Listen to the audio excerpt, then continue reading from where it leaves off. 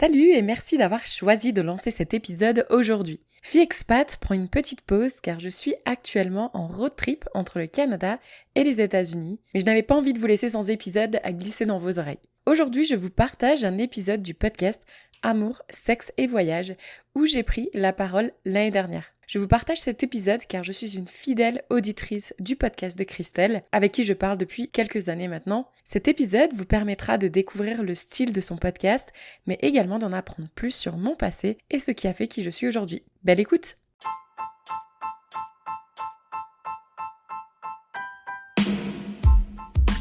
Bonjour à tous et bienvenue sur le podcast Amour, sexe et voyage.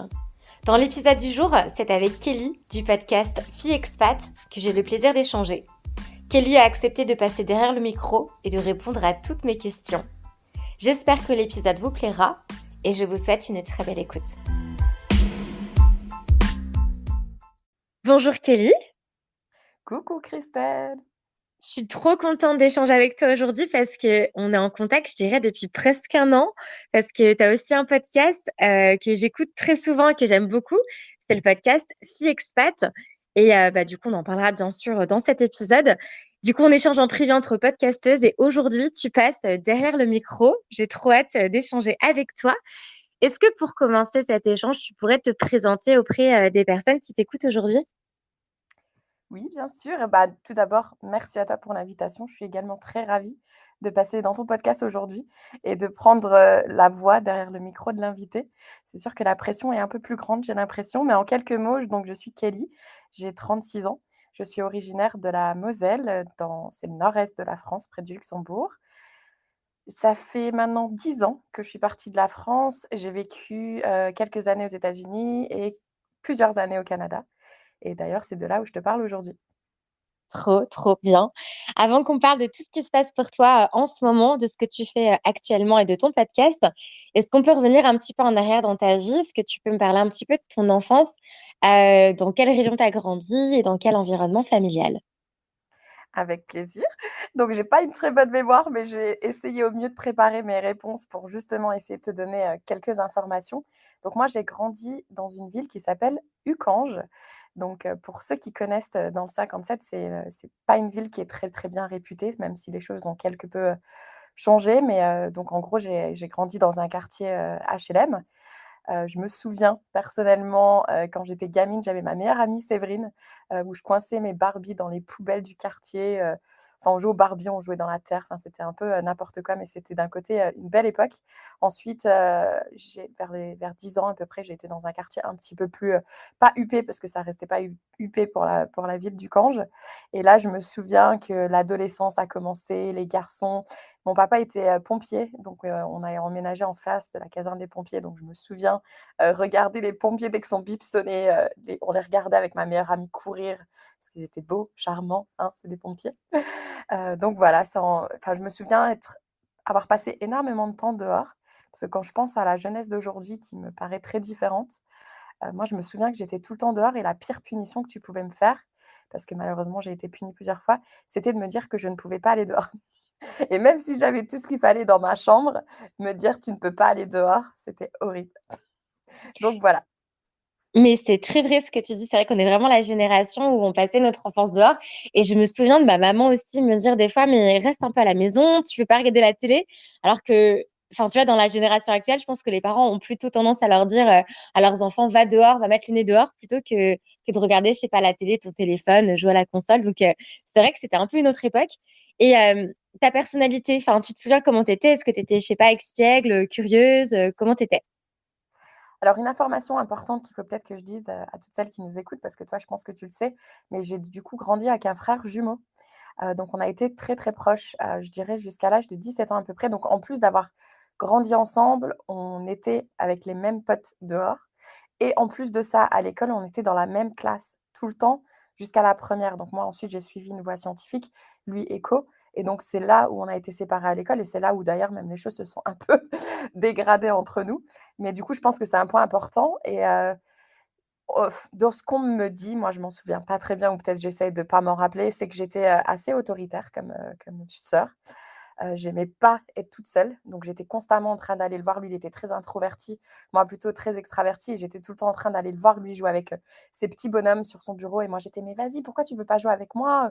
Moi je m'ennuie», enfin autoritaire, peut-être un peu chiante, mais mais je pense que j'avais besoin de du contact des autres, je ouais, pour moi, être seule dans ma chambre, c'était vraiment pas une partie de plaisir et je dirais que quand j'étais ado, j'étais quelqu'un qui avait des problèmes de confiance en soi. J'avais beaucoup de complexes, sur mon physique, hem, mais ça n'empêche qu'à l'école, je faisais un peu, entre guillemets, «partie des personnes», populaires. Je sais même pas si c'est le bon mot, mais ouais, je dirais que je faisais pas partie des personnes qu'on ignorait ou qui étaient, tu sais, dans un coin de la classe, qu'on oublie et cetera. Non, c'est les gens savaient que j'étais là. Et est-ce que tu as eu l'occasion de voyager avec tes parents? Est-ce que le voyage, ça faisait partie de ta vie quand tu étais enfant? Est-ce que ton frère et toi aviez l'occasion, je sais pas, de partir en camp de vacances, en centre aéré, ou est-ce que vous voyagez avec vos parents peut-être? Alors, tu vois, c'est marrant parce que justement, quand je savais que tu allais me poser cette question par rapport au voyage et je me suis dit: «C'est marrant» parce que je pense qu'à l'âge de 5 ans ou à l'âge de 10 ans et au jour d'aujourd'hui, la définition du mot voyage, j'ai un peu du mal à la définir parce que du coup, donc j'ai regardé d'après le Larousse, attention, voyager, c'est l'action de se rendre dans un lieu relativement lointain ou étranger. Mais en fait, moi, ce que je me souviens quand j'étais gamine, c'était par exemple les mercredis où j'allais dormir, chez mes grands-parents ou soit le samedi, j'allais dormir, mais ça arrivait rarement, tu vois? Où mes parents, je pense qu'ils avaient besoin d'un break parce que j'ai grandi, avec des parents qui sont toujours ensemble, ça fait plus de 30 ans, qui s'aiment énormément. Donc je pense que des fois, ils avaient peut-être besoin d'un break et moi, en fait, le fait qu'on allait dormir ailleurs, déjà, j'avais l'impression de voyager, tu vois? Alors que j'allais pas très loin, hein, je devais aller à 15-20 kilomètres. Mais non, voyager pas trop. Mes parents ne sont assis, enfin, ils sont issus d'une famille d'ouvriers, donc on n'a pas, vécu dans l'argent. Hem et j'ai pas trop le souvenir qu'on voyageait énormément. Peut-être on partait 1 ou 2 semaines, tu vois? Genre, la Grande Motte ou Perpignan dans le sud de la France, donc on restait surtout en France et ma maman, elle est originaire du Pas-de-Calais, donc du coup, c'était 3 heures de route et des fois, je me souvenais qu'on allait peut-être passer un long week-end dans sa famille dans le Pas-de-Calais, mais tu sais, ça restait vraiment très simple, on allait dans des campings, des choses comme ça. Mais j'en ai des super souvenirs ou même je me souviens, on en discutait avec mon frère, hier justement parce que je préparais justement cette interview et il m'a fait un commentaire aussi où il me disait: «Mais tu te rappelles, souvent les week-ends, l'été, on allait, dans un petit camping qui s'appelait Volstroff, c'était à 20 minutes de chez mes parents». Mais tu vois, rien que le fait que tu rentrais dans un espèce de camping, que tu installé ta table, tout est équipement, il y avait un petit lac, il y avait des pédalos et cetera. Pour moi, en fait, j'avais l'impression de voyager. Donc je sais pas, est-ce que tu penses que c'est fou ou pas? Non, mais oui, c'est vrai que comme tu l'as dit, au final, le voyage, ça peut être une petite aventure, une petite escapade, pas forcément très très loin, tu vois. Euh, et après, peut-être que ça te donne envie en tant qu'enfant de toujours un petit peu découvrir, tu vois, toujours plus, on va dire. Est-ce que, enfin, tu vois, à l'adolescence, tu as commencé à te poser des questions, je sais pas, sur le monde et te dire, ah, ben, il y a d'autres pays, d'autres cultures. Est-ce que tu as commencé un petit peu à te dire, j'aimerais découvrir davantage le monde et peut-être aller dans un autre pays que la France? Ma réponse va te surprendre parce qu'en fait, non, pas du tout. J'en ai pas du tout le souvenir d'avoir cette curiosité. Parce que moi, à l'époque de l'adolescence, mon obsession, c'était les mecs. C'est une bonne occupation aussi, hein, je dis pas le contraire. Ils prenaient déjà toute mon énergie, mentale, donc je pense que j'avais plus le temps de m'intéresser à l'extérieur. J'adore. Non, mais oui, il faut concentrer son énergie sur quelque chose et les garçons, c'est très bien. Ouais, c'était vraiment une obsession. Mais par contre, à l'âge de il me semble que j'avais 18 ou 19 ans, je me souviens une partie avec une amie, sur l'île de Majorca et c'est là où vraiment je me suis dit: «Mais prendre l'avion, aller dans une enfin découvrir une autre culture, mais c'est incroyable, c'est génial». Donc c'est là où ça a commencé, je dirais plus aux alentours de 18 ans, 19 ans. Est-ce que c'est à cette époque-là que tu as pris pour la première fois l'avion de toute ta vie? Non, mes parents m'avaient quand même emmenée, une année en Tunisie. Je pense que j'avais aux alentours de 14 ans. Donc ça, pour nous, ça a été vraiment la grande aventure de partir en Tunisie. Mais tu sais, ça a été, des voyages, dans un hôtel, all inclusif. On est un peu sortis de l'hôtel, mais vraiment, tu vois, pas du tout le genre de voyage backpack, et cetera. Mais ouais, non, Majorque, c'était la deuxième fois que je prenais l'avion. Tu es partie pendant tes études en Erasmus. Est-ce que tu peux me dire où tu es partie et comment s'est passée cette expérience à l'étranger? Absolument. Alors le Erasmus, c'était, intéressant parce que les conditions dans lesquelles je suis partie n'étaient vraiment pas très bonnes parce qu'en fait, ce qui s'est passé, c'est qu'après mon bac, donc mon bac que j'ai raté, que j'ai refait, j'ai commencé à devenir très rebelle, on va dire. Je pense qu'il y avait beaucoup de choses qui se passaient dans ma tête et j'étais pas très sympathique. Et avec mes parents, ça se passait plutôt mal. On s'engueulait très souvent et je suis partie faire un DUT, toujours près de chez mes parents, mais à un point où avec mes parents, on s'adressait quasiment pas la parole.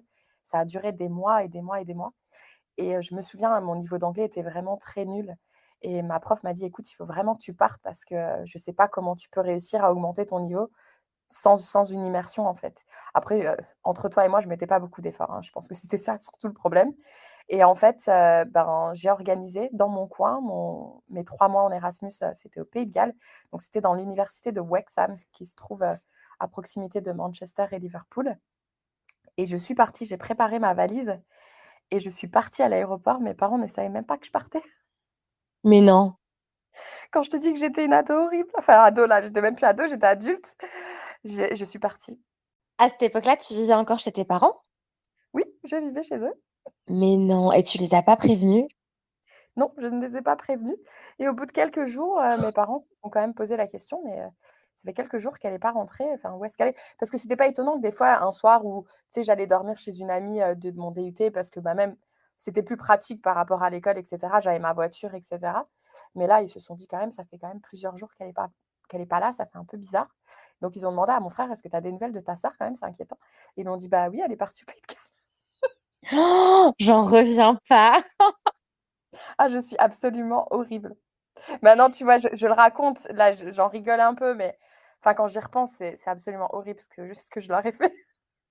Comment ils ont pris la nouvelle du coup? Et enfin, je sais pas, tu vois, ils ont peut-être pas eu l'habitude forcément de partir à l'étranger ou en tout cas d'habiter à l'étranger. Comment ils ont pris le fait que leur fille rebelle adulte parte comme ça, du coup, habiter à l'étranger? Écoute, je leur ai jamais reposé la question, il faudrait que je leur repose la question, mais je pense qu'à l'époque, enfin, en tout cas, aussi bien pour eux, mais pour moi aussi, je pense que ça a été aussi un électrochoc dans le sens où on se dit, «Mais pourquoi se prendre» parce qu'on se prenait vraiment la tête pour des conneries, quoi, tu vois? C'était vraiment du n'importe quoi et de se dire: «Mais en fait, la vie, elle est trop courte, quoi, ça sert à rien de s'engueuler, pour des broutilles», enfin et cetera et du coup, la même année, donc là, j'étais partie, je crois que c'était fin octobre et je me souviens parce qu'on n'avait pas trop le internet, les téléphones et cetera. Enfin, je me souviens que j'avais un téléphone, mais c'était très vieux comme, on s'envoyait pas des photos, mais on pouvait s'envoyer des messages et je me souviens avoir reçu un message de mon papa, il me semble et qui disait, «Ouais, il faudrait quand même que tu rentres à Noël, qu'on passe Noël ensemble, qu'on discute, et cetera». Donc cette année-là, j'étais quand même rentrée, pour les fêtes de Noël. Et comment s'est passée cette année sur place? Est-ce que tu as progressé en anglais? Est-ce que, je sais pas, tu as appris d'autres choses, tu vois, parce que tu es quand même sortie de ta zone de confort et de ton confort que tu avais en France. Donc, qu'est-ce que tu as appris sur toi? Qu'est-ce que cette année t'a apporté? Alors c'était pas une année, au départ, c'était 3 mois en stage à l'université et ensuite moi, je voulais rester un peu plus longtemps chez ma cousine qui habitait à Cardiff. Je m'étais dit: «Je chercherai un travail». Donc le l'Erasmus était très bien, le stage était très bien. Clairement sortie de ma zone de confort parce que, déjà, tu arrives complètement dans «un autre monde» entre guillemets parce qu'ils roulent de l'autre côté, ils parlent une autre langue.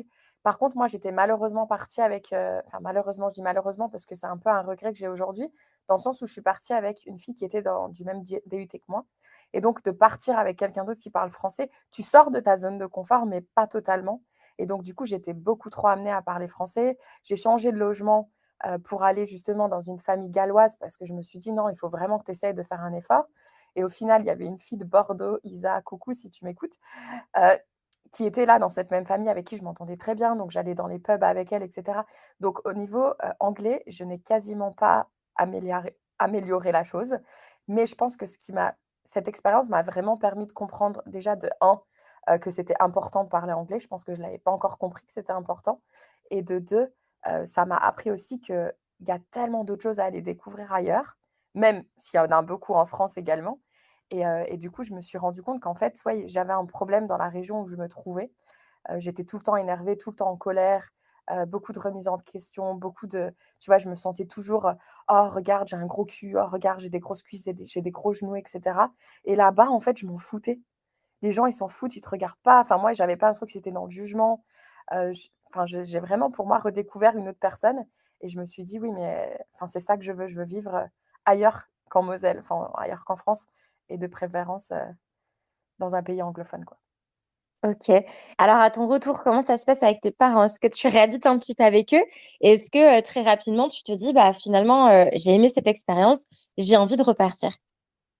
Oui, alors figure-toi que pendant que j'étais à Cardiff, donc j'étais en fait, moi, j'avais fait un DUT, c'était une formation décalée, c'est-à-dire qu'au lieu de faire la rentrée en septembre, c'était en janvier. Donc du coup, j'avais fini en janvier et donc moi, je m'étais dit: «Ben, de janvier à peut-être septembre, si je continue les études, j'ai une période, entre guillemets «de break» et là, je m'étais dit: «Je vais travailler à Cardiff». Mais pendant que j'y étais, que je cherchais du travail, j'ai aussi un peu zonné sur internet: «Qu'est-ce que je vais faire? Qu'est-ce que je vais faire?» Ouais, j'aimerais bien continuer quand même un peu les études et là, j'avais vu une école d'ingénieur en apprentissage, sur Nancy qui allait, débuter et en fait, j'ai vraiment enfin, des fois, je fais des choses, je réfléchis pas trop et j'ai postulé et au final, il y avait des concours à passer et pour te dire, mes parents, ça s'est passé tellement vite, ils ont dû venir me chercher à Cardiff. Bon, ils ont pas dû, mais ils avaient bien envie de venir aussi pour découvrir Cardiff et donc du coup, ils sont venus me chercher, ils m'ont ramenée en France. J'ai passé les concours, tout a été très rapide parce que du coup, tu passes les concours, tu as accepté, il faut vite que tu cherches une entreprise et donc là, j'avais lancé vraiment la machine de, ben, je vais continuer les études. Je m'engage dans une école d'ingénieur alors que je te le rappelle, j'avais quand même raté mon bac, donc je voulais même pas refaire mon bac. Moi, je m'étais dit: «Les études, c'est pas pour moi» et donc du coup, oui, je suis retournée vivre chez eux. Donc je ne dis pas qu'on s'engueulait pas de temps en temps, mais les choses avaient clairement changé parce que je pense que moi, j'avais évolué dans une meilleure direction que celle à laquelle j'étais prédestinée, quoi. OK. Donc tu m'arrêtes si je me trompe, mais donc du coup, tu continues tes études, donc en France et c'est après tes études, à l'occasion de ta première recherche d'emploi, que là, tu vas trouver quelque chose, enfin un poste de l'autre côté de l'Atlantique, c'est ça? Alors en fait, pendant mes 3 ans, donc du coup, c'était 3 ans, en deuxième année, on avait pour obligation de partir 12 semaines à l'étranger. Donc du coup, je savais c'est pour ça aussi que j'avais choisi, cette école-là, parce que je savais qu'à un moment donné, j'allais devoir être obligée à repartir et en fait, moi, donc je travaillais pour une grosse entreprise, sidérurgique qui m'avait pris en apprentissage et j'avais pris la carte du monde, donc ils avaient une carte, au bureau et j'avais vu où est-ce qu'ils avaient les différentes usines, à travers le monde et moi, j'ai vu Chicago et j'ai mis le doigt dessus et j'ai dit: «Bah, c'est là que je veux aller» et je sais pas pourquoi et j'avais vraiment pas de tu vois, peut-être parce que c'était les États-Unis et je me suis dit: «Là, il faut que je parte plus loin parce qu'il faut vraiment que je me mette dans un endroit où il y aura pas trop de Français autour de moi». Parce qu'aussi, pour valider mon diplôme, il fallait que je passe, le TOEIC et donc du coup, il me fallait un certain nombre de points. Donc il fallait vraiment que mon anglais s'améliore et j'ai réussi, à décrocher du coup mes 12 semaines de stage à Chicago. Donc là, je suis partie 12 semaines, donc c'était, en été, 2010. Donc ça a duré 3 mois et ils ont bien aimé le projet que j'ai fait pour eux pendant ces 3 mois et donc du coup, suite à ça, ils m'ont offert un CDI. Donc je suis rentrée, en France pendant 1 an pour finir mon master et ensuite je suis repartie. Ils m'ont embauchée et je suis repartie avec un contrat local. Et comment ça s'est passé ces 3 mois de stage, au niveau de l'anglais? Est-ce que tu avais déjà amélioré ton niveau d'anglais? Ou, c'est plutôt, pendant cette expérience de stage que ton niveau d'anglais a un petit peu progressé? Alors c'est totalement une fois sur place parce qu'encore une fois, je faisais vraiment pas beaucoup d'efforts, pour pour préparer le truc en amont et quand je suis arrivée sur place, j'ai clairement, à chaque fois je le dis, j'ai vraiment galéré, dans le sens où je ne comprenais absolument rien de ce qu'on me disait. Je me souviens que j'avais un petit Larousse dans la poche et j'avais un petit bloc, un stylo et en plus de ça, comme j'étais dans une usine, donc du coup, on avait des boules caisses, tu sais, pour protéger nos oreilles. Il y avait du bruit, on avait un casque. J'allais à des réunions tous les matins, je ne comprenais absolument rien. J'avais l'impression d'être là, je ne pouvais même pas te dire un mot de ce qui avait été dit, quoi. C'était fou et j'avais réussi à trouver une chambre dans une chambre universitaire, là-bas, c'était dans l'État de l'Indiana et là-haut, c'est sympa parce que du coup, tu as les chambres universitaires, c'est pas comme en France où tu as vraiment ta petite chambre et tu es tout seul. Là, c'est tu as 4 petites chambres et enfin, tout ce qui est salle de bain, cuisine et salon, c'est partagé avec tes autres colocataires. Donc moi, je me suis retrouvée avec une Américaine, qui faisait des études pour devenir prof et je le précise parce qu'en fait, je trouve qu'avec moi, elle était très patiente. vraiment, quand elle me parlait, tu voyais qu'elle faisait vraiment un effort en plus pour parler lentement. Bon, ça, je l'ai compris aussi après, une fois que je parle anglais, elle a changé la rapidité à laquelle elle discutait. Mais du coup, elle faisait vraiment l'effort de me corriger, de m'apprendre des mots, etc. Mais pendant des semaines, j'avais d'énormes migraines. C'était vraiment horrible. Mais en dehors de ça, je m'en souviens comme le meilleur été de ma vie. C'était vraiment j'ai vécu des expériences de fou jusqu'à sauter en parachute. J'étais avec tous ces groupes d'étudiants qui étaient vraiment américains, donc tu avais vraiment quelques Américains, en fait, qui étaient restés sur le campus, qui sont là un peu «en permanence» entre guillemets, mais il y a pas trop d'activités sur le campus et heu et eux, du coup, j'étais comme une attraction, en fait, parce qu'ils ont pas l'habitude de voir des Français, venir faire des études dans cette université, donc j'étais un peu comme une attraction pour eux, je pense. Et donc du coup, ils voulaient me faire découvrir plein de choses. Donc ils m'emmenaient camper, ils m'emmenaient faire du kayak, ils m'emmenaient faire des randos, découvrir Chicago. Enfin, j'ai fait vraiment plein d'activités avec eux et franchement, c'était un été, vraiment incroyable. Ouais, puis de ce que j'entends, tu te sentais plus à ta place là-bas qu'en Moselle, dans ta petite ville natale, quoi. Carrément. Mais ce qui est drôle, c'est que pendant un mois, je parlais pas. Donc là, c'était dur pour moi parce que j'adore parler. Et là, c'était très dur pendant un mois, mais après, une fois que j'étais devenue, bilingue, parce qu'en fait, on se rend pas compte, mais notre cerveau, il apprend très vite. On peut devenir très vite bilingue si vraiment on est en totale immersion. Et une fois que j'étais bilingue, ouais, là, je me suis dit: «J'ai l'impression d'être une nouvelle personne et j'ai envie de rester cette personne, en fait». Et c'est pour ça que quand ils m'ont proposé de m'embaucher, j'ai dit oui tout de suite. Je suis rentrée en France et j'ai dit tout de suite à ma famille, à mon entourage: «Je vous préviens, là, je rentre, mais c'est juste pour terminer ma dernière année et je repars direct à Chicago, c'est sûr et certain». Mais tu vois, il y a une grosse différence entre partir en stage 3 mois et partir s'installer dans un pays pour, entre guillemets, construire sa vie et sa carrière professionnelle. Est-ce que tu ressentais des appréhensions à t'installer comme ça aux États-Unis, toi, toute seule, partir et t'installer à Chicago? Pas du tout parce que en fait, à chaque fois que je suis rentrée en France, donc aussi bien quand je suis rentrée du Pays de Galles et là, à la fois où je suis rentrée de Chicago, j'ai l'impression que je partais dans des moments de dépression, en fait. J'avais l'impression de rentrer et honnêtement, je m'ennuyais, quoi, je me faisais chier. Heu, Mes amis, j'ai l'impression qu'on parlait plus trop la même langue, on n'avait plus les mêmes ambitions, tu vois? Moi, j'avais envie de voyager, tu vois? Les week-ends, j'avais envie d'aller à Londres, je suis allée à Stockholm, tu vois? J'avais envie d'aller visiter un peu ce qui se passait autour de la France et mes amis, eux, ils voulaient rien faire ou soit ils disaient: «Bah, oui, mais j'ai pas assez d'argent». Alors que parfois, il y a pas besoin de beaucoup d'argent. Tu dors en auberge, tu prends un bus, ça coûte pas cher, tu vas manger un sandwich, enfin, tu peux voyager, avec un minimum d'argent et en fait, du coup, je me sentais un peu frustrée.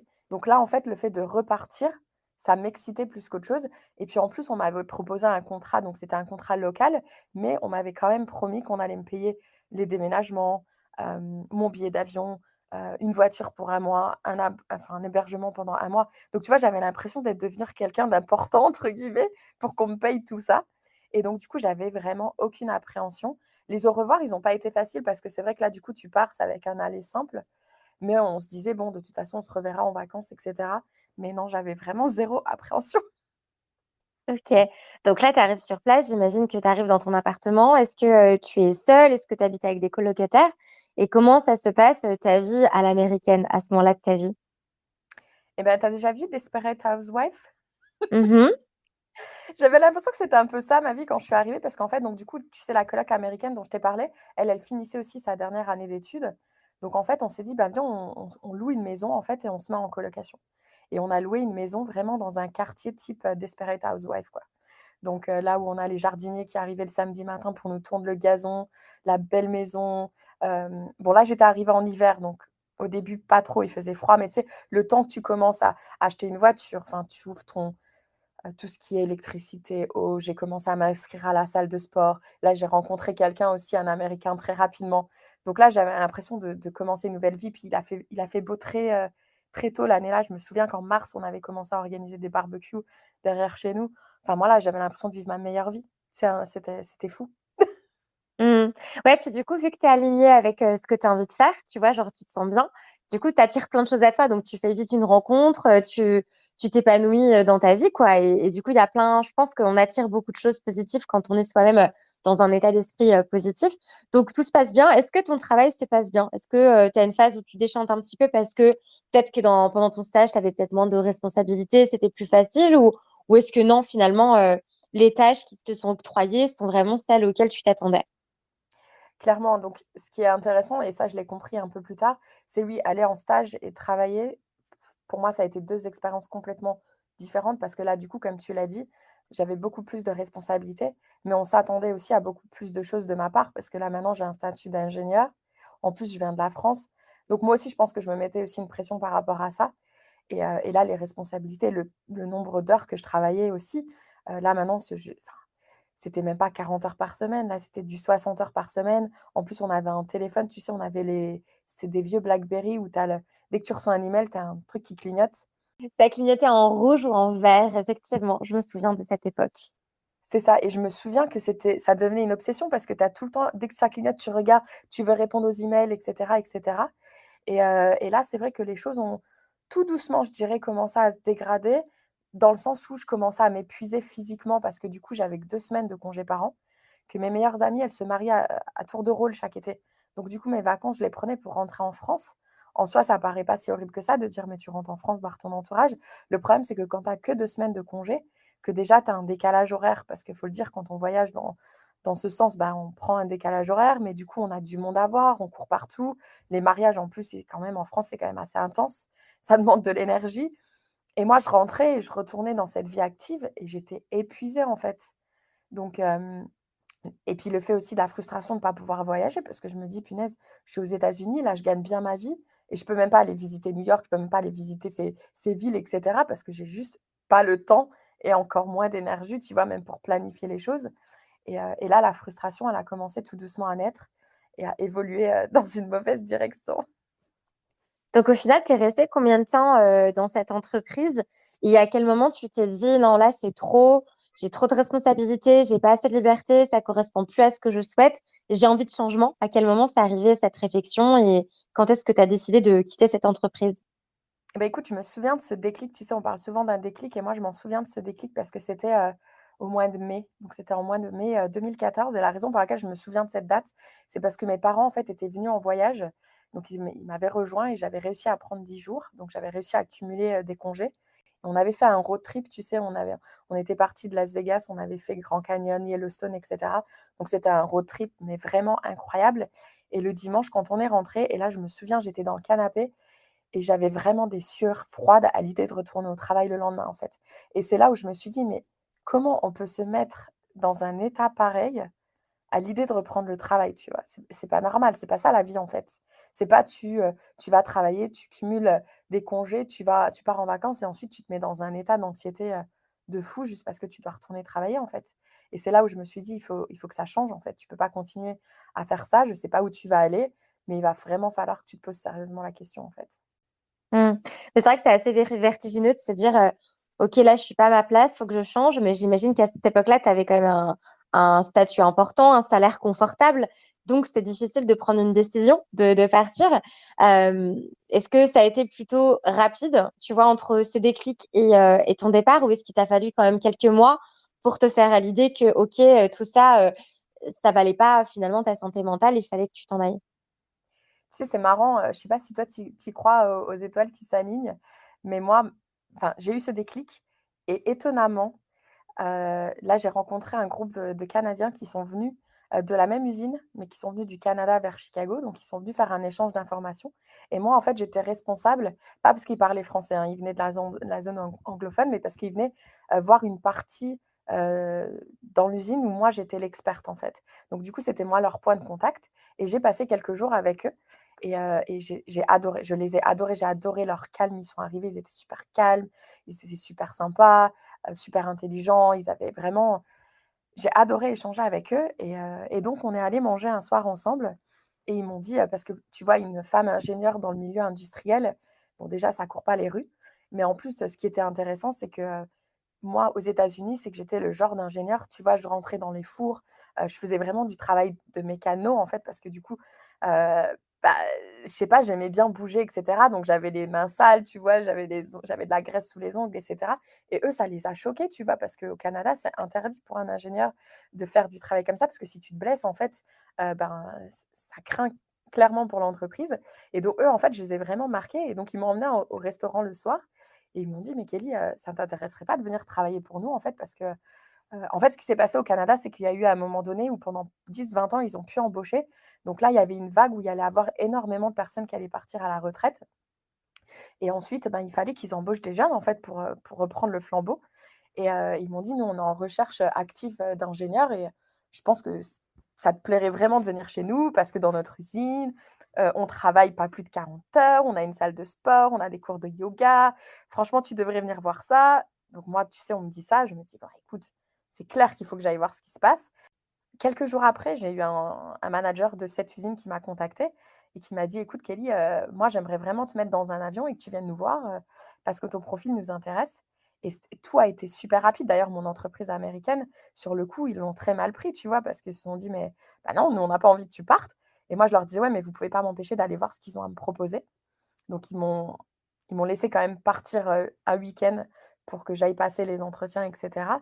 Donc j'ai eu le déclic au mois de mai. Au mois de juillet, je partais, faire l'entretien et voir l'usine au Canada et cetera. Donc en plus, j'arrivais, c'était juillet, il faisait beau, il y avait un festival dans la ville, c'était vraiment cool et je crois que, bah, direct, j'ai su que j'allais accepter la proposition parce que du coup, j'avais négocié plus de congés, j'allais avoir un salaire plus élevé.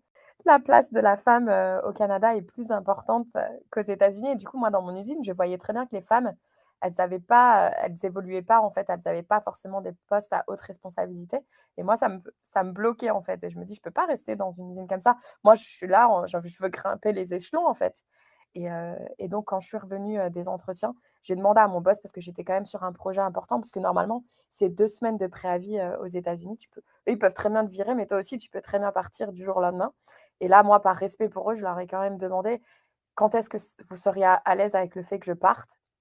et ils m'ont demandé d'attendre au mois d'octobre. Donc du coup, je suis restée 3 mois en plus et je suis partie au mois d'octobre, au Canada. Donc là, une nouvelle expatriation, tu quittes, les États-Unis pour le Canada.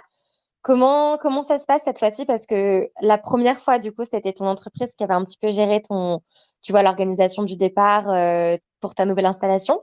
Là, comment ça s'est passé? Est-ce que c'est toi qui as dû organiser ton départ? Est-ce que ça n'a pas été trop compliqué? Tu es partie en voiture ou en avion? J'ai réussi à négocier qu'ils allaient déménager mes affaires. Donc j'avais, le transport, donc j'avais des déménageurs qui venaient récupérer mes affaires et me les ramener.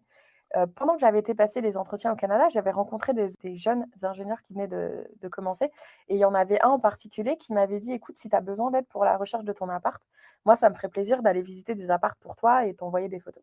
Donc déjà, ça, c'était vraiment super cool parce que du coup, lui, il m'avait trouvé un appartement assez rapidement et moi, en fait, ce que j'ai fait, c'est que j'ai pris ma voiture et j'ai fait la route. En fait, il y avait, c'était 10 heures de route à peu près.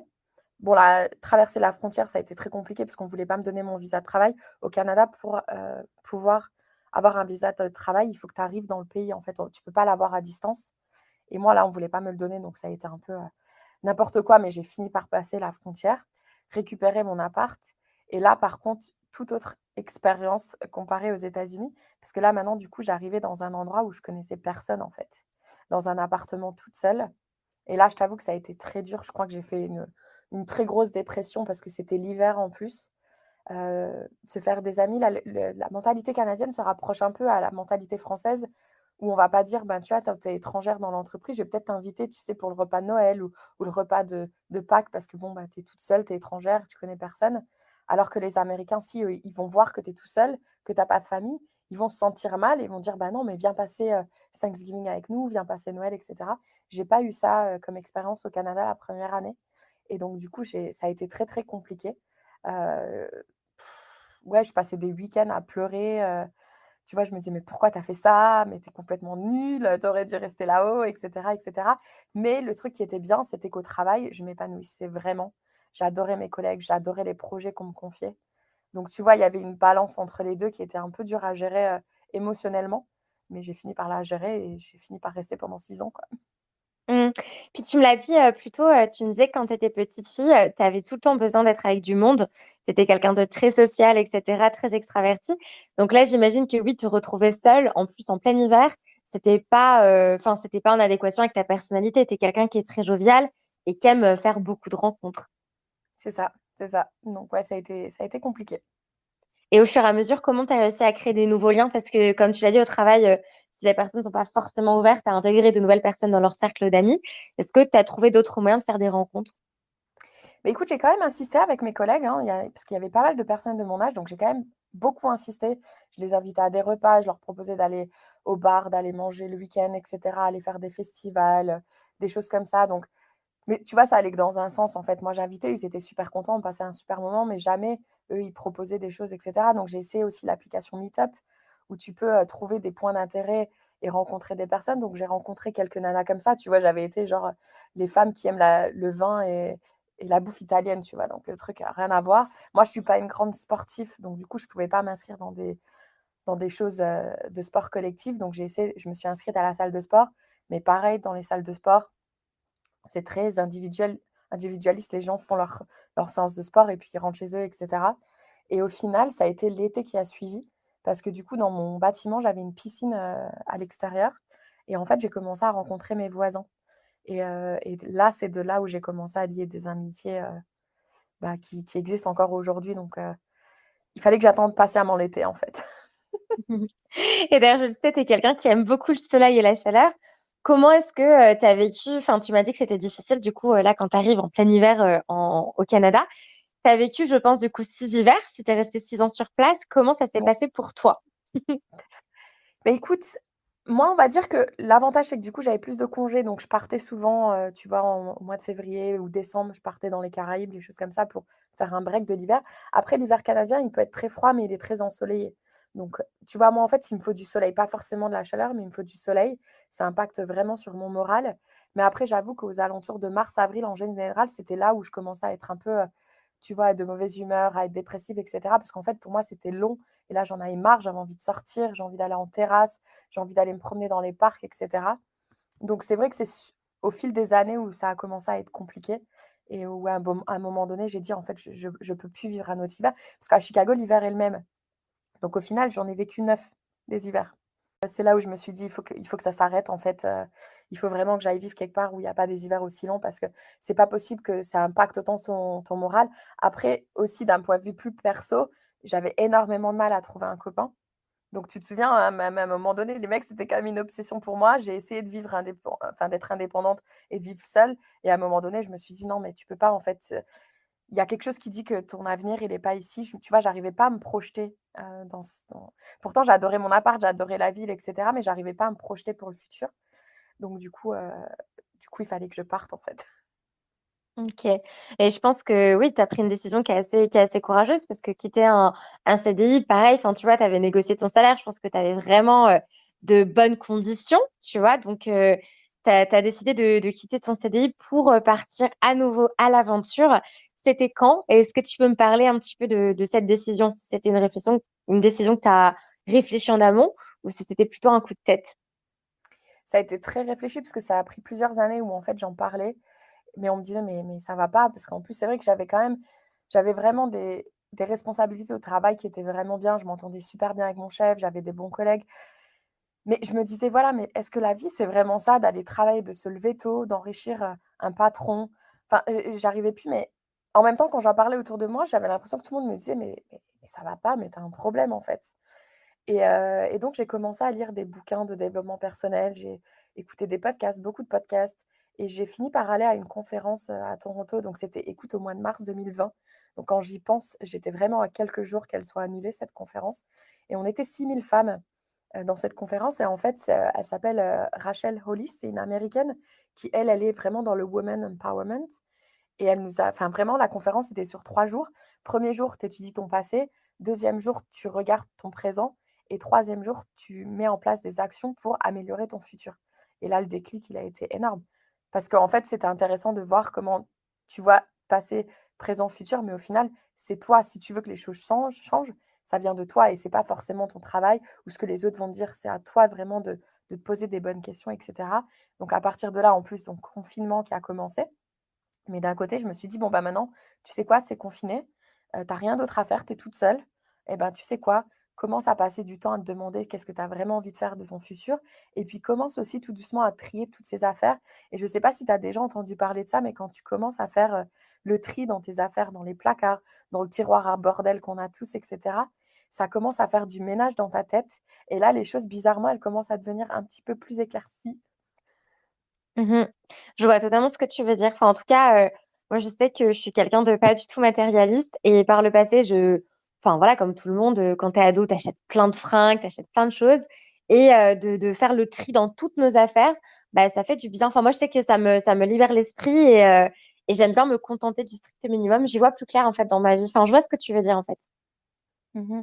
Ouais, c'est intéressant parce que tu vois, justement, je pense qu'on a grandi dans un monde où on nous dit qu'avoir une maison, avoir une voiture, avoir, tu sais, le dernier, outil de cuisine à la mode qui te permet de cuisiner rapidement ou tout des choses comme ça, c'est bien d'avoir tout ça et moi, j'étais vraiment partie dans ce monde-là, en fait, où, ouais, j'achète même si j'ai pas besoin, je voyage quand je peux et au final, je me disais: «Mais en fait, c'est trop pas ça la vie que je veux» et puis entre-temps, tu sais, j'ai aussi pris la décision que finalement, moi, avoir des enfants, c'est pas ce qui m'était destiné. Donc, tu vois, là, beaucoup de choses qui ont commencé un peu à se mettre en place dans ma tête et je me suis dit: «Mais en fait, cette vie toute tracée qu'on a essayé de me dire pendant tant d'années que c'était la norme». En plus, moi, du coup, je voyais mon entourage, mes amis et cetera, en train de se marier, faire des enfants, acheter des maisons et cetera. Je me suis dit: «En fait, moi, c'est pas du tout la vie pour laquelle je suis destinée» et donc c'est OK, en fait, de pas vouloir faire ça parce que, du coup, entre-temps aussi, j'avais rencontré d'autres Canadiennes qui étaient mariées mais qui avaient fait le choix de pas avoir d'enfants et j'étais très contente et j'adorais passer des moments avec elle et je me dis: «Bah, en fait, c'est OK de prendre cette décision». Mm. Ouais, c'est sûr. Et je me reconnais beaucoup dans ce que tu as dit là par rapport à, c'est vrai qu'on est dans une société capitaliste qui nous fait tout le temps croire que le bonheur s'achète et s'achète dans tout ce qui va être matériel, alors que je pense que toi et moi, on est des personnes qui, pour nous rendre heureuses, on a besoin de moments simples avec les autres, de partage, de se nourrir des relations avec les autres. Et ce qui nous fait du bien, c'est l'aventure, c'est la découverte. Et c'est pas du tout avoir un nouveau sac à la mode ou une paire de chaussures de luxe, etc., quoi. Donc effectivement, à partir du moment où tu te dis, mais en fait, tous ces biens matériels ne me rendent pas heureuse, ou alors c'est un bonheur sur le moment parce que je suis super contente pour une journée, mais en fait, c'est pas ça qui va m'enrichir. Et ben du coup, là, tu te rapprochais de plus en plus du chemin à suivre pour te sentir bien, quoi. Et tu te dis, mais en fait, j'ai besoin de faire le tri dans les choses matérielles dans ma vie. Et peut-être que c'est l'aventure qu'il me faut plus que suivre le chemin tout tracé de la société, trouver un futur mari, construire une maison, avoir des enfants, etc., quoi. C'est tout à fait ça et ce qui est drôle, tu vois, maintenant quand j'y repense avec donc j'ai 2 filleules, j'en ai une, elle a 20 ans, l'autre, elle a 7 ans, donc bon, une plus âgée, une plus jeune et en fait, je me rends compte que j'ai jamais voulu leur acheter de biens matériels. Donc ma filleule qui est un peu plus âgée, par exemple, quand elle a eu 16 ans, je lui ai offert un billet d'avion pour qu'elle vienne passer un mois avec moi au Canada, tu vois? Et la petite Manon, elle, c'est pareil, Noël, anniversaire et cetera, je lui offre des «expériences» entre guillemets. Donc je vais lui offrir, par exemple, un billet à elle et toute sa famille pour aller ensemble à Euro Disney. Donc pour qu'ils puissent aller passer, une journée en famille. Donc tu vois, je me rends compte aussi que même sur elle, en fait, je leur achète des expériences et moi je comprends pas pourquoi je le comprenais pas pour moi, en fait. Ou peut-être que je me disais: «Le fait que je pars en vacances, c'est ça, ces moments que je m'offre de bonheur», mais moi je me dis: «Mais pourquoi le bonheur, ça devrait que 4 ou 5 semaines dans l'année?» C'est juste pas assez quand tu as qu'une seule vie. Tu peux pas travailler, plus de 40 semaines dans l'année et partir que 5 en fait. Mm. Je suis totalement d'accord avec toi. Et donc, du coup, quand tu as quitté ton CDI, est-ce que tu savais vers quoi tu allais te diriger? Ou est-ce que tu t'es dit, non, je quitte ça, je veux de l'aventure, j'ai des sous de côté, je pars? Est-ce que tu avais un plan défini ou tu es juste parti un peu à l'aventure au feeling? Alors tu sais, à la base, je sais pas si je l'ai dit, mais je suis chef de projet. Donc du coup, pour moi, partir un peu sans plan, c'est un peu compliqué. Dans ma tête, ça peut pas fonctionner. Il faut que j'ai un minimum de réponses, à certaines questions, mais aussi pour mon entourage parce que je pense que ça les rassure s'ils te posent des questions, que tu as des réponses. Et donc du coup, j'avais un plan précis en tête, mais ce plan, j'allais le laisser ou j'allais avoir des plans B, C, D, Z si tu veux, ou j'allais laisser quand même une place à l'inconnu, où je me suis dit: «J'y vais et je verrai, en fait». Mais mon plan, oui, littéralement, donc déjà, j'ai fait un mois de road trip, au Québec parce que je me suis dit: «Là, maintenant, il faut vraiment que tu prennes un mois pour toi toute seule». C'était la première fois en plus que j'allais faire, un voyage solo. Et ensuite, donc, je partais pour moi dans ma tête, j'allais m'installer en Guadeloupe parce que je me suis dit: «J'ai envie de vivre dans un endroit où c'est les vacances toute l'année et je vais ouvrir un bar à bière» parce qu'au final, moi, j'adore les microbrasseries. J'adore que les gens puissent se retrouver ensemble, encore une fois, tu vois le côté social, puissent se retrouver autour d'une bonne bière, échanger et cetera et en plus, si ça peut permettre à l'économie locale, ben, d'évoluer et j'étais vraiment partie dans cet objectif de partir en Guadeloupe et ouvrir mon bar à bière. Ok. Je pense que tout s'est pas passé comme prévu, vu ton petit sourire et gloussement. En plus, tu es arrivé en Guadeloupe, j'imagine qu'il y avait les confinements, parce que c'était du coup en 2020, si je ne dis pas de bêtises, ou peut-être 2021, tu vas me dire ça. Comment ça s'est passé la Guadeloupe finalement pour toi? Bah, normalement, je devais arriver en novembre 2020, mais tous les vols ont été annulés depuis le Canada au deuxième confinement. Donc, du coup, j'ai dû faire une parenthèse en France pendant 2 mois. Donc là, j'ai pas eu le choix, mais c'est pas grave. Finalement, c'était sympa de revoir tout le monde aussi. Et ensuite, je suis arrivée en Guadeloupe. J'ai été travailler dans une auberge de jeunesse pendant 1 mois. J'ai rencontré pas mal de monde et j'ai commencé tout doucement en fait à monter mon projet en joignant un incubateur, en commençant à faire mes recherches, même rien que de découvrir l'île de la Guadeloupe que j'avais quand même jamais vue avant. Donc je me suis dit quand même prends le temps de la découvrir, de valider il y a un besoin et puis où est-ce que tu voudrais ouvrir ce bar à bière en fait. Donc du coup, j'ai pris quand même plusieurs mois pour justement me laisser le temps. Et ensuite, en été, malheureusement, là, il y a eu troisième confinement, je crois. Et là, mentalement, ça a commencé à devenir un peu dur parce que du coup, je me sentais vraiment prisonnière d'une île. Et aussi, je me disais, est-ce que c'est vraiment ça la vie que j'ai envie de mener en fait? J'en suis pas sûre. Parce que je me suis dit quand même, c'est intense de vouloir. Entre-temps, mon bar à bière s'est transformé en beer truck, tu vois, parce qu'il y a beaucoup de roulettes là-haut. Donc je me suis dit, ouais, ça pourrait être sympa, tu sais, plutôt que de vendre de la nourriture, de vendre des bières, tu vois, au bord des plages. Donc le projet était très intéressant, hein. D'ailleurs, j'ai eu beaucoup de soutien de certaines organisations de la Guadeloupe. Mais, mais en fait, j'étais pas sûre, j'étais plus sûre en fait. Et là, je suis partie au mois de fin août. Je suis partie 1 mois. Je me suis dit, j'ai pris un billet d'avion pour Atlanta parce que j'avais une amie là-haut qui vivait là-haut, qui venait de se séparer de son copain qui allait pas très bien. Donc, une amie américaine, elle m'a dit, écoute, viens passer quelques semaines chez moi, ça pourrait être sympa. Je lui ai dit, bah écoute, oui, pourquoi pas. Nous, de la Guadeloupe, on avait la possibilité de prendre l'avion pour les États-Unis parce qu'on faisait pas partie de l'espace Schengen. Et du coup, je suis partie là-haut. Et en fait, c'est là où tout a changé. Donc, qu'est-ce qui s'est passé après Atlanta? Qu'est-ce que tu as décidé de faire? Alors là, du coup, parce que c'est vrai qu'on n'a pas parlé du podcast parce que j'ai pas non plus envie que ce soit enfin, tu vois, le thème du podcast. Mais en fait, donc moi, j'avais continué, j'avais lancé le podcast pendant le premier confinement parce que justement, j'étais dans cette remise en question. Donc, je me suis dit, bah, si je vais interroger d'autres femmes qui ont osé sauter le pas de partir, peut-être que je vais trouver des réponses à mes questions. Et donc, j'ai continué comme ça à faire le podcast toutes les semaines. J'ai interrogé une femme aux quatre coins du monde, etc. Et donc, quand je suis arrivée à Atlanta, je savais qu'il y avait une Guadeloupéenne qui était sur place et qui avait monté une start-up. Et là, je me suis dit, ouais, ça serait trop fun de pouvoir faire une interview en face à face parce que j'avais pas souvent l'occasion de pouvoir le faire. Et donc, je suis allée la voir. Est-ce que tu voudrais passer dans FiExpat? Et elle m'a dit, mais oui, c'est avec grand plaisir. En plus, devine quoi? Elle avait une salle de podcast dans sa start-up. Mais oui, je me souviens t'avais mis en story, je crois, sur la page Insta de FiExpat, il me semble. C'est ça. Donc je me suis dit: Mhm. «En plus, elle a une salle de podcast, quoi, c'est fou». Et donc elle et moi, on a vraiment super bien échangé. On a vraiment je sais pas, tu sais, il y a des gens, quand tu les rencontres, tu sais tout de suite que ça va matcher, en fait. Tu sais, Mhm. on a le foudre avec les hommes, je sais pas comment on peut appeler ça avec les femmes parce que bon, moi, je suis une attirance sexuelle pour les hommes, mais tu sais, avec les femmes aussi, on peut avoir ce truc qui dit: «Punaise, toi et moi, on est fait pour s'entendre un petit moment». Et j'ai senti ça avec elle, elle a ressenti ça avec moi. Et donc, du coup, en fait, elle m'a demandé, elle m'a dit: «Écoute, moi, j'aimerais vraiment que tu puisses, m'aider parce que ton profil, il est super intéressant pour le besoin que j'ai». Et donc, j'ai commencé à faire du freelance pour elle. Donc, malheureusement, je peux pas travailler depuis les États-Unis. Et donc, du coup, bah, je suis partie au Mexique pendant quelques mois parce que j'avais quand même envie de rester sur le même fuseau horaire qu'elle, mais aussi parce que la Guadeloupe était toujours confinée. Donc, en fait, mon billet retour que j'avais acheté avec Air France, merci Air France, je pouvais le décaler dans le temps. Donc, toutes les semaines, en fait, je décalais mon billet d'avion et je l'ai décalé comme ça pendant des mois. Et donc, si je dis pas de bêtises, parce que j'ai un peu suivi parce que tu partages beaucoup et j'aime beaucoup voir tes petites aventures sur justement tes stories sur FiExpat.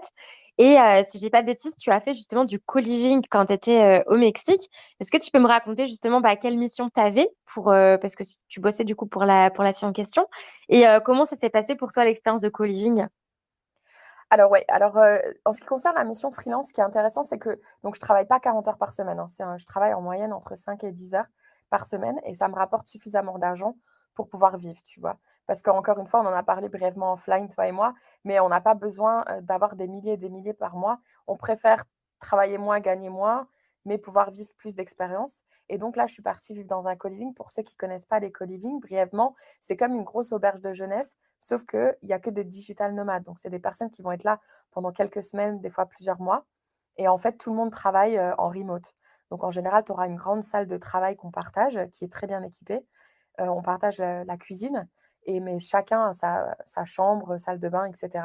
Et moi, j'ai vraiment, en plus, j'étais dans la ville de San Cristobal, dans la région du Chiapas au Mexique. C'est vraiment une super région.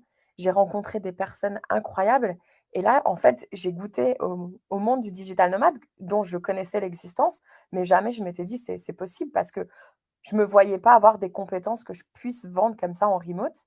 Et au final, là, je me suis dit, mais en fait, si, tu peux être digital nomade. Et en plus de ça, maintenant, ça va pouvoir te permettre de faire du slow travel parce qu'entre-temps aussi, l'impact écologique, l'empreinte carbone, etc. Je me suis dit, en plus de ça, maintenant, tu vas vraiment pouvoir aller dans un pays, vraiment apprendre à le découvrir de l'intérieur, pouvoir échanger avec les locaux, etc. Tout en travaillant quand même un petit peu parce que c'est obligatoire. Mais là, du coup, dans ma tête, ça a été très, très confus parce que du coup, là, j'étais en train de remettre en question tout mon projet de la Guadeloupe, que j'avais une voiture, j'avais quand même pas mal d'affaires sur place. Qu'est-ce que je fais? Est-ce que je ferme cette parenthèse? Enfin, j'étais un peu repartie un peu dans ce délire où j'étais, mais qu'est-ce que je vais faire de ma vie? Mais comment je peux faire? Etc. etc. Parce qu'on se met tout le temps la pression de toute façon. Et puis en plus, c'est ça, tout le monde te demande tout le temps, mais comment tu gagnes ta vie? Mais Kelly, quand est-ce que tu te poses? Etc. Et donc après mes 2 mois au Mexique, je suis partie chez mes parents parce qu'en fait, les co-living, c'est très bien, mais du coup, ça demande énormément d'énergie, surtout quand tu es dans un pays comme le Mexique, où les choses ne sont pas aussi faciles qu'en Europe. Et donc, du coup, j'ai dit: «Il faut que je rentre chez mes parents et il faut vraiment que je repose mon cerveau et que je réfléchisse vraiment qu'est-ce que je vais faire, pour 2022, en fait». Et heu et donc au jour d'aujourd'hui, hein, on enregistre, on est au mois de juin, 2022. Je ne sais pas si j'ai encore la réponse à cette question et pour être totalement honnête avec toi et toutes celles qui nous écoutent, toutes celles et ceux qui nous écoutent, en fait, je m'en fous de ne pas avoir la réponse. Parce que je me dis: «La réponse, elle viendra au moment venu» et pour l'instant, si j'arrive à gagner 1 500 par mois, c'est tout ce qu'il me faut et j'ai envie de pouvoir, continuer à avancer, continuer à pouvoir faire des rencontres avec le podcast. Si je pouvais le développer, le podcast, j'aimerais bien que FiExpat, ça devienne plus qu'un podcast et peut-être d'essayer de tirer un petit peu d'argent pour, pouvoir «continuer mon voyage» entre guillemets et ben, je pense que c'est ce que j'aimerais bien continuer à faire. Mm. Mais tu vois, ce qui est intéressant, c'est quand tu disais que tout le monde te disait, mais comment tu gagnes ta vie, Kelly, quand est-ce que tu te poses, etc. En fait, c'est les gens qui projettent leur peur sur nous, alors qu'en soi, bah, c'est peut-être des questions que tu te poserais même pas. Enfin, à l'instant présent, tu sais pas ce que tu veux faire à l'avenir, mais c'est pas grave, t'es épanoui et t'es pas en train de perdre ta santé mentale dans un travail qui t'épuise et qui te donne juste 2 semaines de congé par an, tu vois. Donc, enfin, je me reconnais beaucoup dans ce que tu dis, dans le sens où on a besoin, je pense, de liens profonds avec les autres et de liberté pour se sentir heureuse. Et, euh, et du coup, notre podcast nous apporte énormément de richesse. Et voilà, enfin, moi non plus, je sais pas quelle carrière j'aurai dans combien de temps. Je suis pas quelqu'un de carriériste. Je vis plutôt jour le jour et c'est bien d'être comme ça. Et c'est vrai qu'il faut réussir un petit peu à s'éloigner de la pression et des injonctions qu'on a autour de nous. Je voulais aussi te poser la question par rapport à tes parents parce que tu m'as expliqué qu'ils étaient venus te rejoindre aux US. Vous aviez fait du coup la côte ouest ensemble et vu plein d'aventures, enfin vécu plein d'aventures ensemble. Comment ça s'est passé? Quel est ton lien avec tes parents à l'heure actuelle et comment ça s'est passé de les embarquer un petit peu dans tes aventures? Bah, écoute, le lien avec mes parents, il est mais complètement différent de ce qu'il était à l'époque. Je pense aussi parce que j'ai évolué, ils ont évolué et cetera et en plus de ça, mes parents, ne parlent pas de deuxième langue donc pour eux, sortir de la France, ils avaient une peur, en fait et là, quand ils sont venus me voir la première fois à Chicago, de toute façon, je pense que mon papa, sans me le dire, il a pleuré, hein, le jour où je lui ai dit que je partais de Chicago parce que lui, autant que moi, il a une obsession pour cette ville et j'ai commencé à les faire voyager comme ça et aussi parce que je leur disais: «Bah, si maintenant je prends des congés pour rentrer entre guillemets «en France», j'ai pas envie de rentrer en Moselle. J'aimerais bien» donc on a commencé à se retrouver en Croatie, on a fait la Sicile ensemble, on a fait le Portugal et on a commencé comme ça à voyager ensemble et on s'est dit: «Mais c'est tellement mieux de» tu vois? Là, on prend du temps, on découvre un pays, on fait une chose qu'on aime bien et on passe des moments de qualité ensemble versus quand je rentrais en France, bah, eux, ils allaient travailler. Moi, je courais partout pour essayer de voir tout le monde. Au final, c'était pas vraiment des moments de qualité et donc eux, chaque année, ils ont réussi, à mettre l'argent de côté pour pouvoir venir me voir Donc les 3 années où j'étais à Chicago, les 3 années, ils sont venus, aux États-Unis et les 6 ans où j'étais au Canada, ils sont venus chaque année. Donc on a même fait la Jamaïque ensemble, on a fait Cuba ensemble, on a fait le Mexique ensemble. Enfin, tu vois, on a fait énormément de voyages et heu et ça va continuer comme ça encore, je l'espère, longtemps. C'est trop bien. Franchement, c'est trop bien. Comme quoi, les liens qu'on a aussi avec nos proches peuvent évoluer. Et, c'est pas parce qu'on a eu des relations un peu difficiles ou beaucoup de disputes avec, je sais pas, nos frères et sœurs ou nos parents, que à l'avenir, à l'âge adulte, ça peut pas changer. Est-ce que tu peux me faire rêver et me dire un petit peu trois activités incroyables qui t'ont fait vibrer? Tu m'as parlé du saut en parachute, peut-être que ça fait partie des activités en question. Est-ce que tu peux me dire trois activités assez folles que tu as vécues et qui t'ont beaucoup marqué? Carrément, tu sais que ça n'a pas été facile, hein, de choisir le top 3 Il y en parce a que trop. tu sais, on parle souvent de la bucket list, des choses qu'on veut faire, mais je sais pas si tu as déjà fait la reverse bucket list. Donc la liste des choses que tu as déjà fait que tu voulais faire. Alors, je l'ai déjà fait il y a très longtemps et c'est vrai que je me suis rendu compte que j'avais eu la chance slash l'opportunité, je me suis surtout donné les moyens de vivre plein de choses aussi que je voulais faire. Donc, effectivement, il y a beaucoup de choses il y avait sur ma bucket list que j'ai réalisées aussi. C'est ça, donc ceux qui nous écoutent, je vous conseille de le faire aussi. C'est super, de faire la restro les rétrospectives de ça. Mais, donc les 3 que j'ai sélectionnés pour toi aujourd'hui, alors attention, dans la première, je sais pas, c'est pas dans l'ordre, hein, mais, parce que toute expérience, a été incroyable. Mais, il y a quelques années, j'ai fait un voyage, je suis allée en Colombie-Britannique, donc, au Canada et en fait, j'ai pris un hélicoptère et on est allé faire du kayak sur de la neige qui avait fondu, en haut d'une montagne. Donc déjà, rien que le tour en hélicoptère, il était fou parce que la Colombie-Britannique et au Canada, c'est juste absolument incroyable et en plus de ça, de te retrouver dans un endroit, bah, inaccessible, hein. Cette personne qui propose ce tour, c'est le seul à pouvoir, faire des tours d'hélicoptère dans cette région. Donc voilà, j'ai fait du kayak sur de la neige fondue en haut d'une montagne. Incroyable. Ouais, c'était fou. La deuxième chose qui m'a vraiment marquée et je sais pas pourquoi, mais ça encore aujourd'hui, j'y pense. Je suis allée au Panama et donc j'ai pris un petit bateau, un tout petit bateau. Tu vois, on était, juste moi et mes potes et on a fait le canal du Panama et là, du coup, avec notre petit bateau, on passait à côté des énormes paquebots qui traversent justement le canal du Panama. Donc ça a été aussi une activité qui m'a vraiment marquée. Trop bien. Trop, trop bien. Et dans la liste, la troisième, là, elle est récente, du coup, c'est quand j'étais au Mexique. Donc, j'ai été visiter Mexico City, d'ailleurs, que je recommande à tout le monde d'aller voir un jour. Parce que même si elle est réputée pour être la ville la plus dangereuse au monde, j'ai vraiment adoré Mexico City. Et là-haut, j'ai pris un bus. Et si tu sors à 40 minutes en dehors de Mexico City, il y a des pyramides qui sont très connues. Et donc là, j'ai fait un tour de Montgolfière au lever du soleil pour observer ces pyramides. Incroyable. Tu me fais voyager là. Cette activité ne coûte absolument rien. Ça avait dû coûter 100 € à peu près et moi, j'ai pas l'impression qu'en France, je pourrais faire, un tour de Montgolfière pour le prix là et donc là, en plus, c'était lever du soleil et c'était, des pyramides et puis il y avait plein d'autres choses inclus aussi dans cette activité. Mais du coup, enfin, je sais que toi, tu vas aller en Amérique du Sud, peut-être pas centrale, mais tous ceux qui vont en Mexico City, s'il vous plaît, regardez cette activité parce qu'elle est vraiment folle.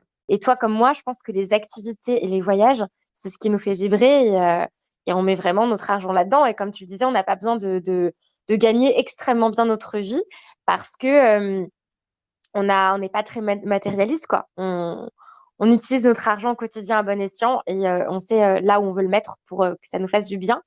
Est-ce que il y a des paysages qui t'ont vraiment émerveillé? Moi, je suis quelqu'un qui m'émerveille très facilement. C'est une émotion qui est très présente chez moi. Et je suis contente de réussir à m'émerveiller chaque jour, tu vois, même du même paysage. Est-ce qu'il y a trois paysages qui t'ont, toi, vraiment subjugué? Ça, c'est une question très dure à répondre parce que du coup, ouais, tout «m'émerveille» entre guillemets. J'ai l'impression que je me contente de peu. Tu vois, il y a des personnes, ils vont se dire: «Ah mais cette cascade, je l'ai déjà vue, j'ai pas besoin d'en voir d'autres».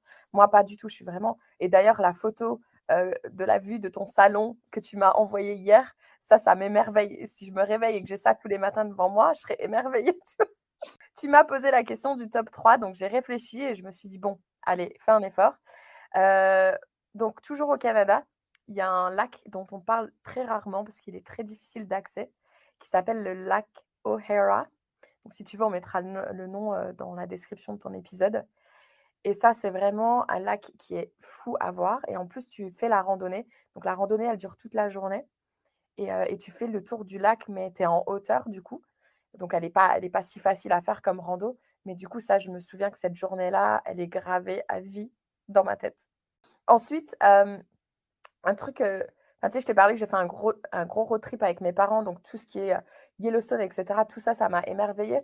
Mais j'ai envie de citer le Grand Canyon parce que le Grand Canyon, je pense que c'est le premier grand parc que j'ai vu de ma vie, que j'avais été voir du coup pendant que j'étais en stage, en 2010 et je pense que le Grand Canyon, ce sera à vie marqué dans ma tête parce que c'est vraiment magnifique. En plus, j'ai fait le lever de soleil, coucher de soleil, j'ai fait une journée entière, enfin, j'ai passé tellement d'heures au Grand Canyon. J'y suis allée 3 ou 4 fois depuis. Il m'émerveille. Donc j'ai voulu, le citer comme paysage et ensuite, ben, tu sais quoi? J'ai envie de citer la Guadeloupe parce que j'ai été vraiment, vraiment très, très surprise par les différents paysages qu'offre la Guadeloupe. Parce qu'il y a pas seulement l'île principale, mais il y a aussi, la Désirade, les Saintes et Marie-Galante qui sont aussi, mais absolument fantastiques à voir et je trouve que c'est dommage que depuis la France, on ne parle pas assez de la Guadeloupe parce que ça reste quand même un territoire français et moi, tu vois, du Canada, j'allais tout le temps dans les Caraïbes, donc j'ai fait plein d'îles des Caraïbes, mais jamais ça me traversait l'esprit d'aller en Guadeloupe et pourtant, j'en garde, un souvenir fou et de toute façon, j'y retournerai, c'est sûr et certain. Mais j'aime trop parce que tu vois, c'est trois paysages qui sont très, très différents les uns des autres et c'est trop chouette. Enfin, du coup, c'est des choses qui sont gravées à tout jamais dans ta mémoire et c'est des paysages qui sont très distincts, très différents. Et je trouve qu'en fait, c'est ça, c'est qu'un voyage, tu t'imprègnes vraiment d'une émotion, par exemple l'émerveillement. Et quand tu en reparles et quand tu te replonges là-dedans, ça te fait revivre des sensations. Et je trouve que c'est magnifique parce qu'au final, regarde, toi et moi, je pense qu'on a la même vision des choses. Le jour où on sera grabataire dans notre lit, bah, je pense qu'on aura plus de plaisir à se remémorer toutes les aventures et les expériences qu'on a vécues, plutôt que se dire, ah, j'avais tel sac de luxe, j'avais une Porsche, une Ferrari. Enfin, tu vois, on est plutôt dans l'expérience que dans le matériel. Mais c'est ça et d'ailleurs, tu sais, moi, c'est quoi mon plus gros problème au jour d'aujourd'hui? C'est d'avoir assez de, mémoire sur mon téléphone pour pouvoir prendre des photos. C'est un problème de voyageuse commun, je pense, mais c'est bon signe, c'est qu'on en a vu des beaux paysages. C'est clair, c'est clair.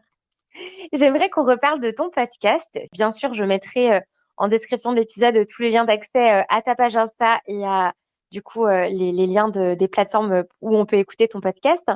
Est-ce que tu peux me parler de la genèse de ce projet? Parce que tu m'as parlé donc en mars 2020 de cette conférence qui t'a ouvert un peu des portes et qui t'a un petit peu ouvert le champ des possibles.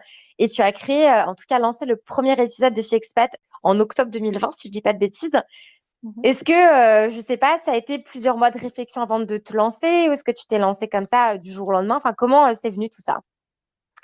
Ouais, alors, le podcast, j'y pensais depuis un petit moment parce que j'écoutais beaucoup de podcasts et en fait, j'étais souvent, tu sais, un peu pas dans la déception parce que c'est un mot assez fort, mais tu vois, tu écoutes des témoignages et tu te dis: «Punaise, mais pourquoi Christelle, elle a pas posé la question là à Kelly?» tu vois? Enfin, tu vois, j'aurais bien voulu poser cette question et cetera et je me suis dit: «Mais en fait, si tu lances pas ton podcast, ben, au moins, tu pourras poser les questions que tu as envie de poser».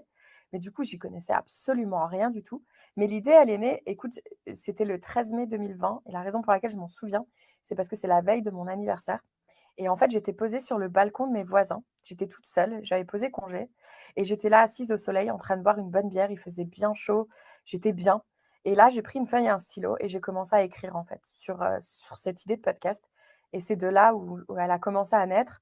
Ensuite, j'ai quand même, à un moment donné, j'avais suivi une formation, qui s'appelle Postadem, c'est pour t'aider à poser ta démission, «sans trop de stress» entre guillemets et moi je me suis dit: «Je vais prendre le projet du podcast» parce que tu dois prendre un projet, à étudier pendant ces 3 mois et donc là, j'ai beaucoup développé, hein, l'idée, le nom, le logo et cetera, tu vois, vraiment à qui j'allais m'adresser et cetera, pourquoi je fais ça. Donc en juillet, j'ai commencé à enregistrer les premiers épisodes. J'avais aussi entre-temps acheté un livre, parce que du coup, j'avais beaucoup de temps, hein, entre les mains. Comme je le rappelle, on était confinés et je me suis dit: «Maintenant, il est temps que tu passes ton temps à faire des choses, enfin, intéressantes et qui te permettent d'évoluer» et donc j'ai commencé à regarder des vidéos YouTube sur comment lancer un podcast et cetera. Donc après, quand on regarde sur internet, tout paraît très confus quand même, hein, alors que c'est pas si compliqué que ça au final et ça prend du temps à mettre en place et à garder, mais à lancer, c'est pas si compliqué Et donc, du coup, entre-temps, donc je le rappelle, j'avais cette idée, mais je posais ma dème, je vendais mes affaires. Donc, je peux dire que j'ai eu un été 2020 très chargé. Et ensuite, je préparais aussi mon premier solo road trip. Et en fait, ouais, j'ai lancé l'épisode. Alors, j'avais voulu marquer le coup.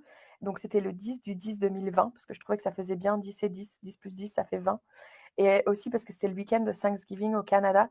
Et je trouvais que c'était un bon moyen de marquer le coup, de lancer le podcast. Donc, j'avais déjà plusieurs épisodes d'enregistrer. Mais pendant mon road trip, d'ailleurs, c'était important pour moi de, des fois, savoir si j'allais avoir Internet dans la chambre d'hôtel.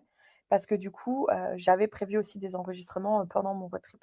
Mais parce que je pense que, comme toi, tu dois peut-être le ressentir, c'est qu'une fois qu'on lance cette machine à faire des rencontres qu'on force, parce que du coup, on les force, ces rencontres, ça devient, entre guillemets, une obsession, tu vois, c'est addictive. C'est pas une drogue ou de l'alcool, mais presque, en fait. Tu te dis: «Oui, mais si, j'ai envie de continuer, j'ai envie de continuer».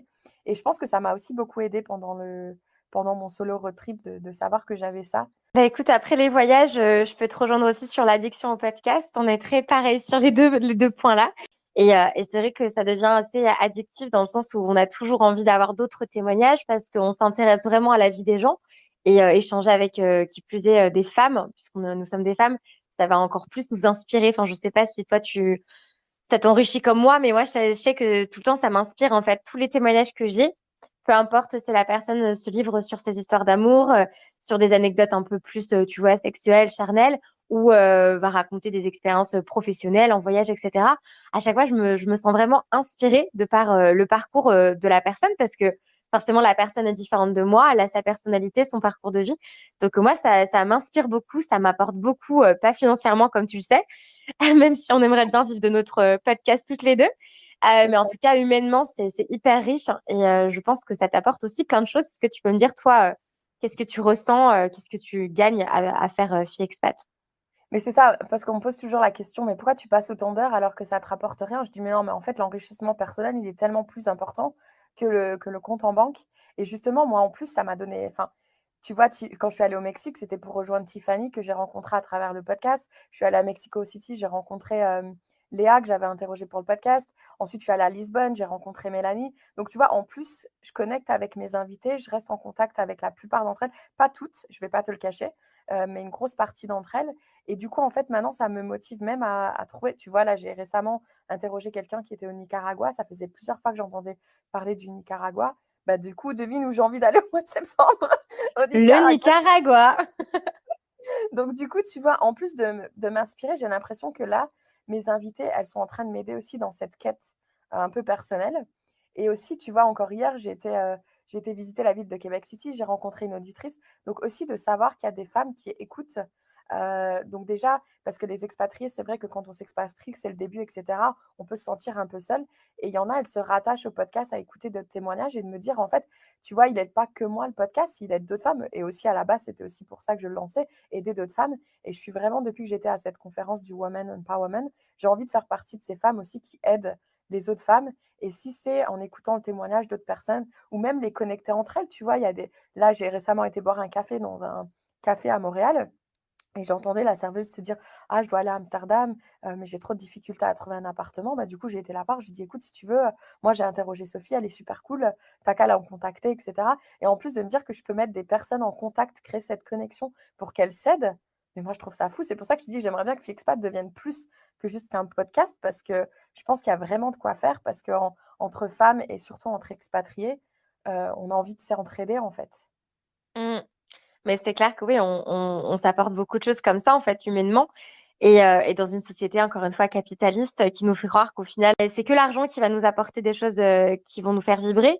Alors qu'en fait, non, enfin, dans des choses très simples, on peut trouver un enrichissement personnel. Et tu vois, tout comme toi, ça me demande beaucoup, beaucoup de temps, le podcast, beaucoup d'énergie aussi. Et c'est tellement une passion. En tout cas, j'invite vraiment mes auditeurs à écouter ton podcast parce que j'adore, parce que tu poses toujours des petites questions. Au début de l'épisode sur le pays où la personne s'est expatriée pour tester un peu les connaissances de l'autre et du coup ça nous permet d'apprendre des choses. Si je pouvais citer un épisode qui m'a beaucoup marqué, c'est l'épisode avec une fille qui s'est expatriée en Syrie. Alors je sais plus son prénom, mais franchement j'ai trouvé ça hyper intéressant. Vraiment c'était un super super super épisode. Donc voilà, j'invite vraiment mes auditeurs à aller écouter Fille Expat. Oui, c'est Charlotte, c'est un de mes épisodes les plus écoutés, c'est un qui a le plus marqué et moi d'ailleurs en tant que elle m'a aussi marquée pendant l'interview à un moment donné, je reste même sans voix en fait, mais parce que pour on se dit: «Pourquoi elle s'est expatriée en Syrie?» En plus, c'est une jeune femme qui est seule et en fait, ouais, je vous invite vraiment à écouter son témoignage parce que ça nous fait vraiment découvrir une partie de la Syrie qu'on s'imagine même pas et je trouve que c'est dommage, de seulement se contenter de ce qu'on voit, aux infos et c'est pour ça aussi que j'essaie d'aller chercher des pays un peu atypiques, pour essayer justement de donner une image un peu différente de ce qu'on voit, enfin de l'image qu'on veut nous faire, voir, à la télé, quoi. Complètement, totalement. Mais en tout cas, c'est mission réussie et c'est très inspirant. Donc, j'espère que ce projet va pouvoir développer sur d'autres choses si c'est ce que tu souhaites. Et j'aimerais te poser la question de qu'est-ce qui se passe pour toi en ce moment parce que je crois que du coup, ton frère jumeau t'a rejoint et que tu vis un petit peu des petites aventures, un petit road trip en tout cas avec lui au Québec. Est-ce que tu peux m'en parler?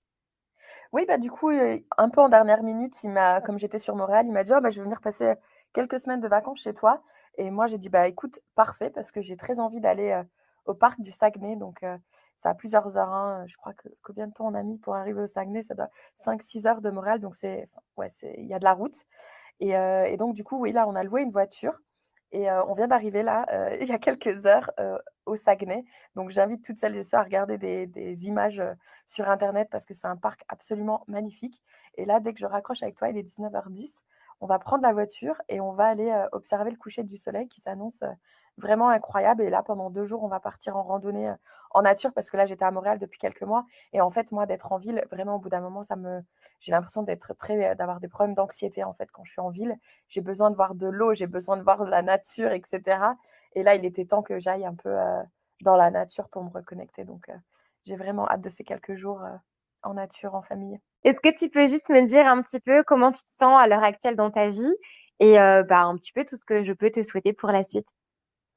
Bah, écoute, moi, je dirais qu'en ce moment, c'est vrai que là, bon, j'ai des petits problèmes, enfin, pas des problèmes, mais j'ai quelques attentes par rapport à l'immigration qui me «bloquent» entre guillemets.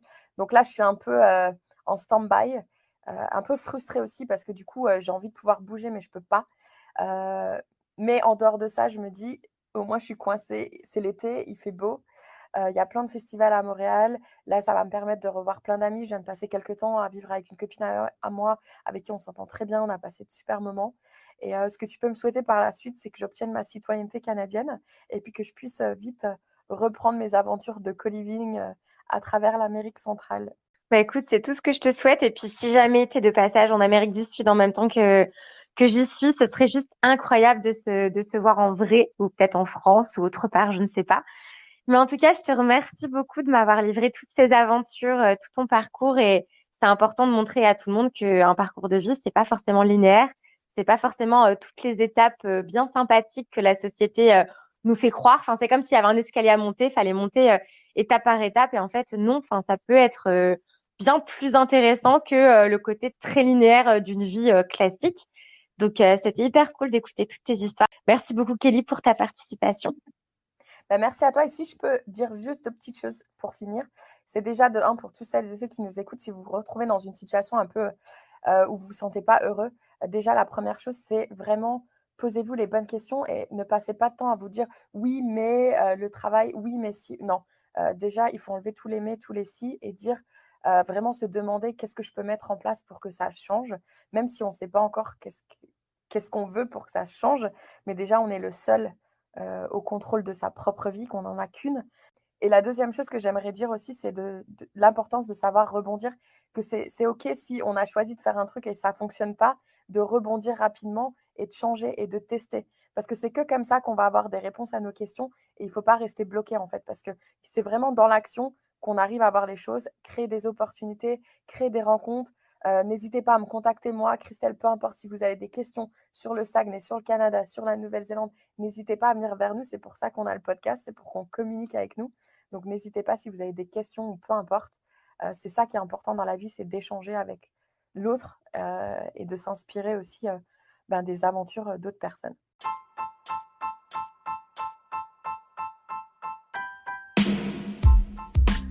C'est la fin de l'épisode du jour avec Kelly. Merci de l'avoir écouté jusqu'au bout.